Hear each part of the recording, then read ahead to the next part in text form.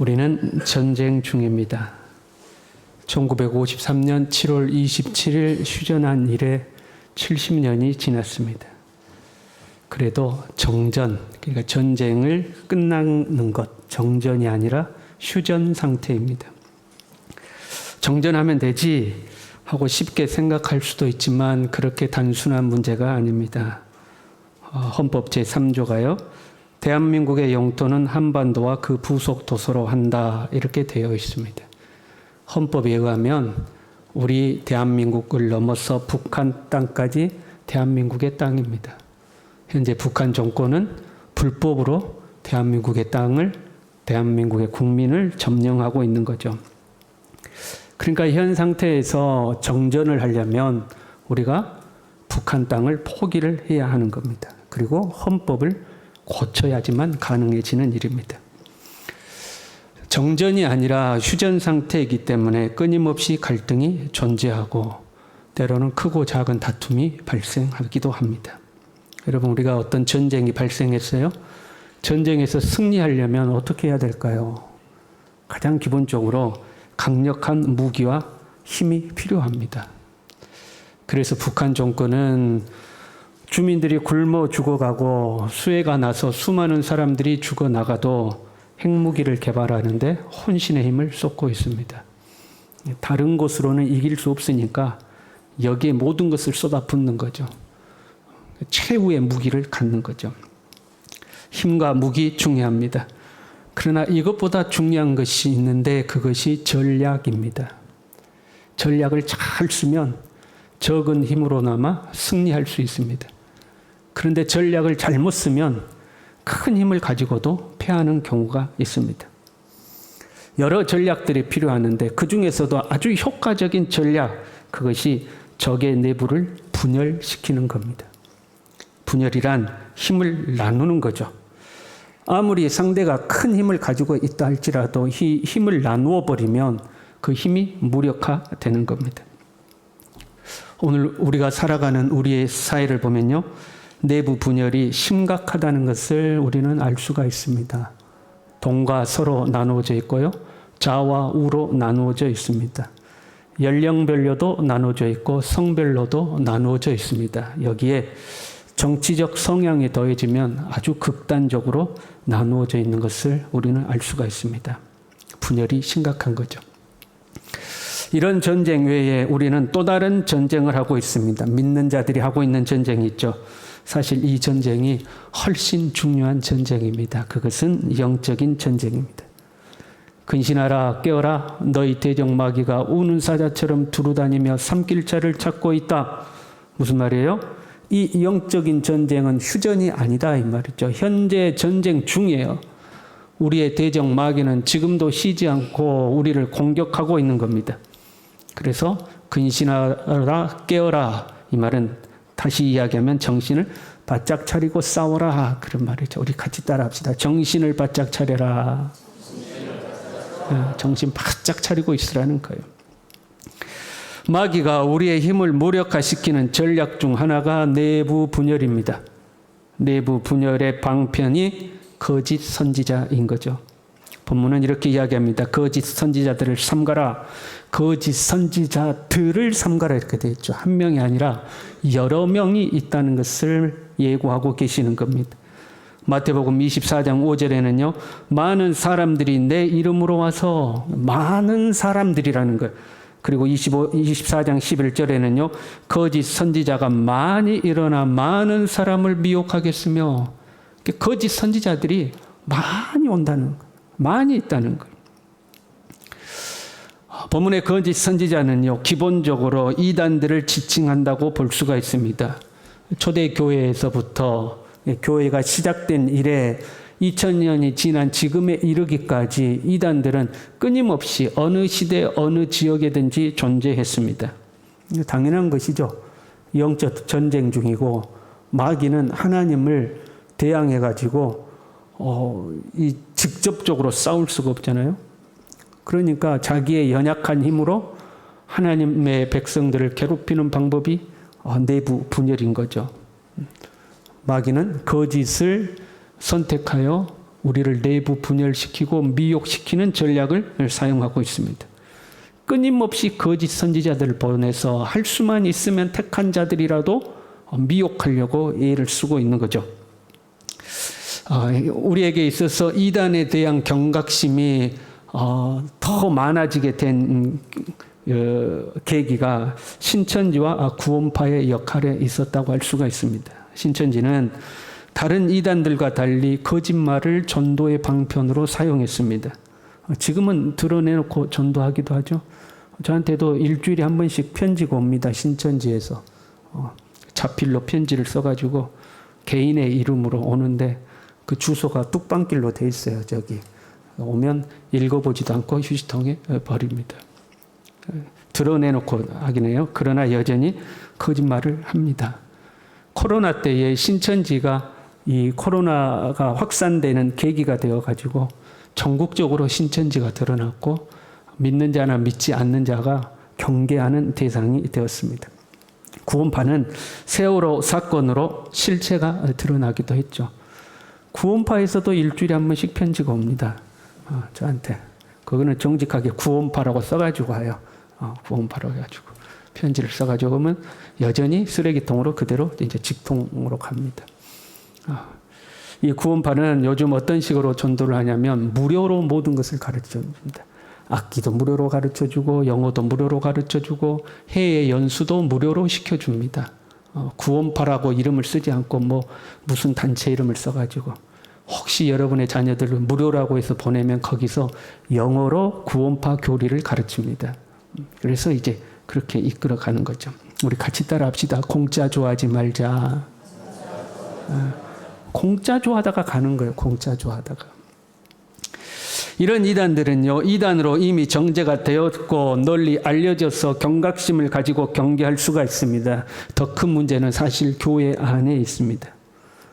이단들은 교회 밖에 존재하잖아요. 그런데 교회 안에 있으면서, 그러니까 인정받은 정식 교단 안에, 정식 교회 안에 존재하면서 교회를 분열시키는 사람들이 있는 거죠. 이것이 더 큰 문제입니다. 거짓 선지자라고 하면 처음부터 끝까지 잘못된 가르침을 주는 게 아니에요. 이단이라는 말 자체가 끝이 다르다 그런 의미예요. 시작은 똑같이 시작했는데 가다 보니까 엉뚱한 목적지에 도달해 있는 것을 이단이라고 하는 거죠. 그러니까 10개를 가르치면 10개 다 틀린 것을 가르치는 것이 아니라 10개 중에 8개는 똑같은 것 가르치는데 그 중에 한두 개 틀린 것을 가르치는 거예요. 잘못 알아서 실수해서 잘못 가르치는 것이 아니라 의도를 가지고 8개 올바른 것 속에 의도를 가지고 잘못된 것 2개를 집어넣어서 그 2개로 우리를 미혹시키는 거죠. 그래서 은연중에 마치 새벽 이슬에 젖어드는 것처럼 은연중에 젖어들게 만드는 거죠. 예전에 이런 실험을 했다고 그래요. 예전에는 영화를 필름으로 제작했잖아요. 필름으로 제작하면 그 필름이 24프레임 또는 30프레임 이런 식으로 되어 있어요. 무슨 말이냐면 1초에 30프레임이다 그러면 30개의 필름이 싹 돌아가면서 장면을 만들어내는 거예요. 그 30개의 프레임 중에 2개의 프레임에다가 코카콜라 사진을 집어넣은 겁니다. 그러면 30개가 싹 돌아가기 때문에 사람의 눈으로는 그 코카콜라 사진이 보이지가 않습니다. 그냥 영화 장면이 보이는 거죠. 그렇게 해서 영화를 만들어서 사람들에게 영화를 보여준 거예요. 영화가 끝나고 코카콜라 판매가 상승했다고. 사람들이 코카콜라를 찾는 거예요. 그럼 내가 인지하지 못하고 있는 중에 슬그머니 나한테 들어오지만 그것이 나에게 영향을 준다 이 말이죠. 정식 교회 안에 있으니까 처음에는 똑같은 내용을 가르치니까 내가 이미 알고 있고 인정받는 성경 교리를 가르치니까 경계심 없이 받아들이는 거죠. 경계심 없이 받아들이다가 슬그머니 그것이 반복되면 나도 모르게 젖어 들어가는 겁니다. 우리 시대가 갖고 있는 여러 편리함이 있는데 그 편리함은 문제들을 만들어내요. 대표적인 게 유튜브라고 생각합니다. 과거에는 어떤 사람이 이단에 빠지면요, 우리가 눈치를 챌 수 있었어요. 왜냐하면 행동으로 드러나게 돼 있어요. 자꾸 어디를 간다거나, 예배 끝나자마자 또 불이 나게 어디로 간다거나, 그런 사람들 있잖아요. 뭔가 바쁘게 막 어디를 쫓아다닌다거나, 뭐 저 사람이 이상한데, 그러면 여지없이 이단에 가서 성경 배우죠. 우리 예배 마치자마자 이단 교회 가서 또 거기서 예배 드리고, 그 드러나게 돼 있어요. 그런데 지금은요, 사람들이 집에 앉아서 유튜브로 말씀을 듣습니다. 저 사람이 집에서 무엇을 듣는지, 어떤 유튜브를 듣는지, 어떤 목사의 설교를 듣고 있는지 알 수가 없는 거예요. 여러분보다 다 집에서 보는 유튜브 채널 저거 내려갈 수도 없고, 어떤 뉴스를 보고 어떤 프로를 보고 어떤 설교를 듣는지 알 수가 없는 거. 성도들은 경계심을 풀고 유튜브 설교를 듣는 경우가 많습니다. 정식 교단의 목사님입니다. 인격도 훌륭하시다고 그렇습니다. 평판도 좋습니다. 그러니까 경계심을 풀고 그 목사님의 설교를 듣는데 그 속에 미량의 독들이 들어있는 경우들이 있습니다. 그러면 한 번, 두 번, 세 번 듣다 보면 거기에 마비되기 시작하는 거죠. 거짓 선지자들을 삼가라. 양의 옷을 입고 너희에게 나오나 겉모습만 보고 그 사람의 평판만 듣고 판단하지 말라는 거예요. 겉은 다 양의 옷을 입었어요. 나는 가짜입니다. 그렇게 이마에 달고 오는 사람 아무도 없다는 거예요. 다 선한 양의 옷을 입고 나오는 거예요. 양의 옷만 입고 오면 다행이게요. 고린도후서 11장 14절에는 광명의 천사로 가장하고 그 다음에는 의의 일꾼으로 가장한다. 자기들이 천사처럼 다가오고 정의로운 척 다가온다는 거예요. 이들이 입은 양의 옷들이 많이 있는데 그 중에 대표적인 것이 인본주의 박애 사상입니다. 우리는 인본주의를 조심해야 합니다. 사람을 사랑해야 합니다. 사람을 존중해야 됩니다. 인격을 존중해야 됩니다. 소수라고 무시해서는 안 됩니다. 틀린 말 있습니까? 다 맞는 말이잖아요. 틀린 말은 아닌데 빼먹은 말이 있어요. 오직 예수 그리스도 안에서. 우리 같이 합니다. 오직 예수 그리스도 안에서. 네. 오직 예수 그리스도 안에서 사랑하고 예수 그리스도 안에서 존중하고 예수 그리스도 안에서 정의로워야 되는 거예요. 근데 예수 그리스도를 슬그머니 빼죠. 사람을 사랑해야 합니다 하면서 슬그머니 예수님은 빼요. 사람을 존중해야 한다고 하면서 슬그머니 예수님을 빼요. 아주 과감한 사람은 오히려 예수님을 빼야 모든 사람을 사랑할 수 있다고 이야기하기도 해요. 예, 오직 예수 이야기하면 배타적이라는 거예요. 왜 예수만 믿어야 되냐는 거예요. 조금 소심한 사람은요, 예수님을 빼기가 뭐하니까 이렇게 사람을 사랑하는 것이 예수님의 뜻입니다. 이제 그렇게 이야기하기도 해요. 어떤 사람이 이렇게 주장하는 걸 제가 들었어요. 예수님이 가늠하는 여인에게 현장에서 가늠하다 잡혀온 여인에게 뭐라고 하셨는가? 사람들이 물어보니까 예수님이 너희 중에 죄 없는 자가 돌을 들어 먼저 쳐라. 그러니까 사람들이 하나 둘씩 돌을 내려놓고 다 돌아가잖아요. 그것처럼 우리도 성소수자를 정죄하면 안 된다. 맞아요? 틀려요? 이제 헷갈리잖아요. 맞는 말인 것 같기도 하고. 그런데 그 다음 말씀이 더 중요하거든요. 예수님이 사람들이 다 가고 나니까 그 여인에게 가서 말씀하시죠. 가서 다시는 죄를 범하지 말라. 그것이 핵심이거든요. 네가 현재 있는 것은 죄다는 거죠. 그 여인을 정죄하지 않겠다고 한 것은 그 여인의 간음을 인정하겠다, 너의 간음하는 삶을 존중하겠다, 그런 의미가 아니잖아요. 내가 지금 너를 정죄하면 너는 돌에 맞아 지금 죽어야 돼. 그러니까 내가 너를 지금 정죄하지 않는다. 왜?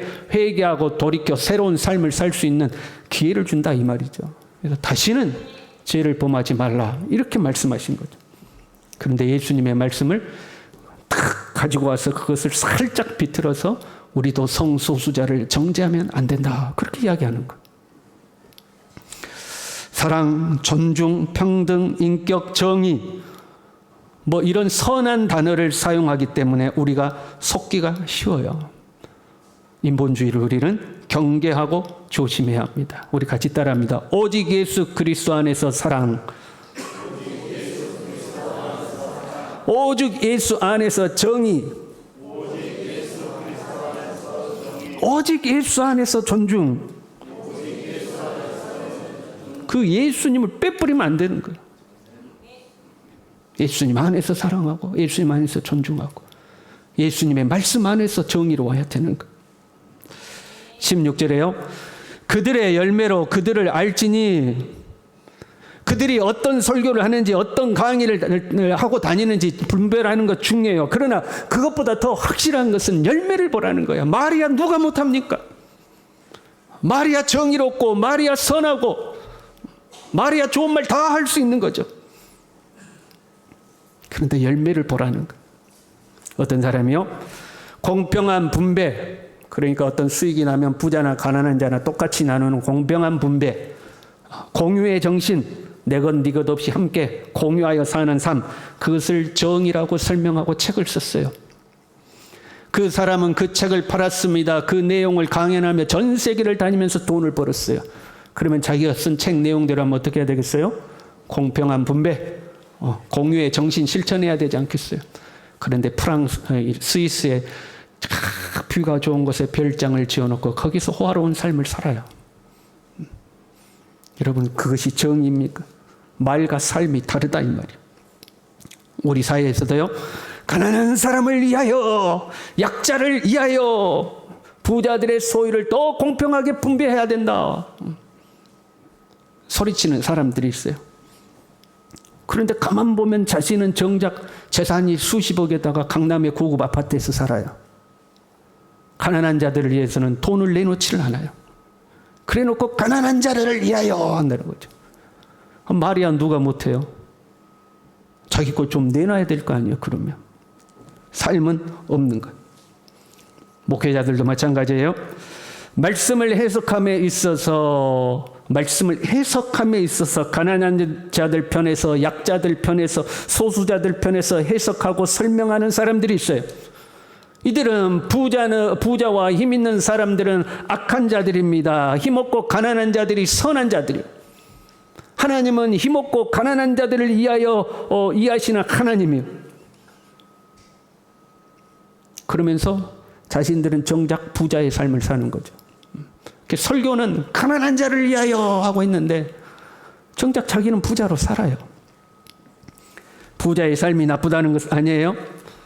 만약에 어떤 목회자가 여러분 복 받으십시오, 날마다 지경이 넓어지시고 하는 일마다 하늘의 복과 땅의 복이 더 풍성해지기를 바랍니다, 주님이 복 주시면 그거 가지고 더욱더 주를 위하여 헌신하고 어려운 이웃을 돌아보십시오, 그리고 여러분 주님이 주신 복락을 누리며 사십시오. 하나님이 말씀하시기를 어떤 사람에게든지 하나님이 재물과 부요를 그에게 주사 능히 누리게 하시며 제 몫을 받아 수고함으로 즐거워하게 하신 것은 하나님의 선물이라고 하셨습니다. 여러분 복 받고 누리고 사십시오라고 그분이 그렇게 설교를 했어요. 그리고 자신도 부를 누리고 살아요. 그럼 뭐가 문제겠어요? 그렇잖아요. 그런데 정작 설교는 부는 악하고 나쁜 거라고 해놓고 자기는 부를 누리고 살아요. 부자는 나쁜 놈, 부자는 못된 놈, 부자는 악한 놈, 그래 놓고 자기는 부자로 살아요. 그럼 말과 삶이 다르잖아요. 표리 부동하잖아요. 속지 말라는 거죠. 그들의 말이 아니라 삶을 보아라, 열매를 보아라 하는 거죠. 때로 이들에게는 능력도 나타납니다. 권능을 행하기도 합니다. 예수님 앞에 갔어도 주장할 만큼 내가 주님의 이름으로 선지자 노릇하고 귀신도 쫓아내고 많은 권능도 행하지 아니했습니까? 말할 만큼 그들에게 능력과 어떤 표적이 나타납니다. 많은 사람들이 그들을 추종하고 칭송하기도 합니다. 유튜브 보면 조회수도 엄청 많습니다. 거기에 미혹당하지 말라 하는 거죠. 열매를 보라 하는 거죠. 참 주님은 우리에게 열매를 보고 분별하라고 했는데 쉽지는 않아요. 우리가 사는 시대가 무엇이 참이고 무엇이 거짓인지 분별하기가 쉽지 않은 시대예요. 그들의 실체가 드러났음에도 불구하고 증거가 분명함에도 불구하고 아니라고 끝까지 거짓말하는 시대예요. 그 누구도 제가 잘못했습니다 인정하지 않잖아요. 증거도 있고 증인도 있고 뭐가 다 있어도 끝까지 아니에요. 무엇이 참이고 무엇이 거짓인지 분별하기가 힘든 시대가 되어버린 거죠. 특별히요, 우리가 주목해서 보아야 할 열매가 있어요. 베드로후서 2장에 보면 거짓 선지자들의 특징을 설명하는 말씀이 나오는데 2절에 이렇게 되어 있어요. 여럿이 그들이 호색하는 것을 따르리니. 거짓 선지자들은 호색하는 것을 따르니. 그리고 6절에 이렇게 되어 있어요. 소돔과 고모라 성을 멸하기로 정하여. 그 소돔과 고모라의 특징이 나오는데, 소돔과 고모라의 특징이 뭐죠? 음란함이 없죠. 그래서 베드로후서 2장 7절에 무법한 자들의 음란한 행실로 말미암아, 음란에 대한 이야기를 해요. 그리고 10절에 가면요, 육체를 따라 더러운 정욕 가운데 행하며. 거짓 선지자들의 특징이 뭐냐? 육체의 정욕을 따르며 음란과 음행을 따르도록 한다 하는 거죠. 이것을 뭘로 포장해요? 이것을 사랑과 자유라는 이름으로 포장을 하는 거예요. 사랑과 자유라는 이름으로 포장을 하고 음란과 육체의 정욕을 따르도록 한다. 이것은 사탄의 근본적인 유혹이었어요. 에덴 동산에서 사람을 유혹했던 사탄은 네가 하나님과 같이 되어라, 다른 말로 하며 네 하고 싶은 대로 하고 살아라는 거예요. 네가 자유를 마음껏 누리고 살아라. 이게 사탄의 유혹이었어요. 오늘날 거짓 선지자들도 우리를 그렇게 유혹하는 거예요. 자유를 마음껏 누리라는 거예요.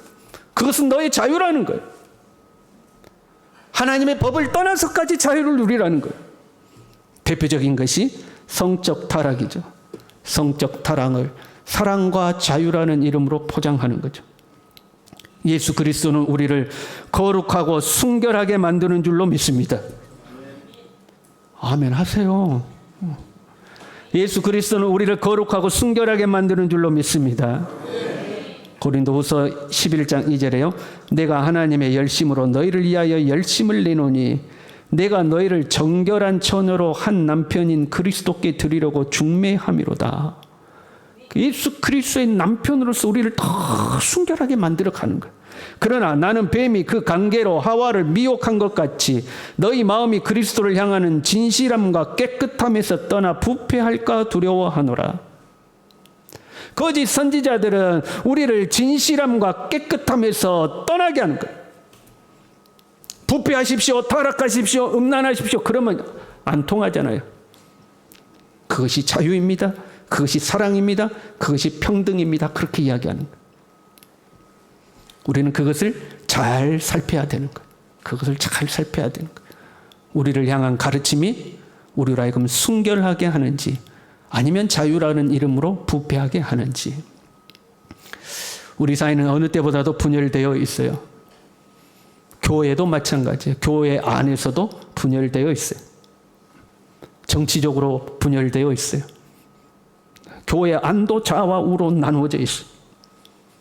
더 나아가서 대표적인 문제로 동성애와 차별금지법으로 우리 사회가 분열되어 있어요.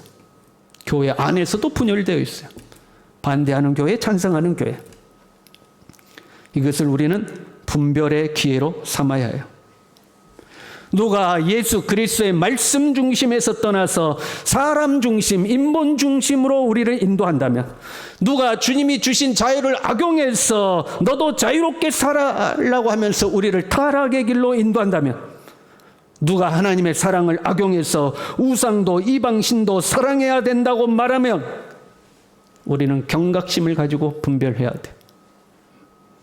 성소수자들의 동성애가 되었던 어떤 성적 타락함이 되었던 그것은 자유라고 말한다면 그 사람은 거짓 선지자예요.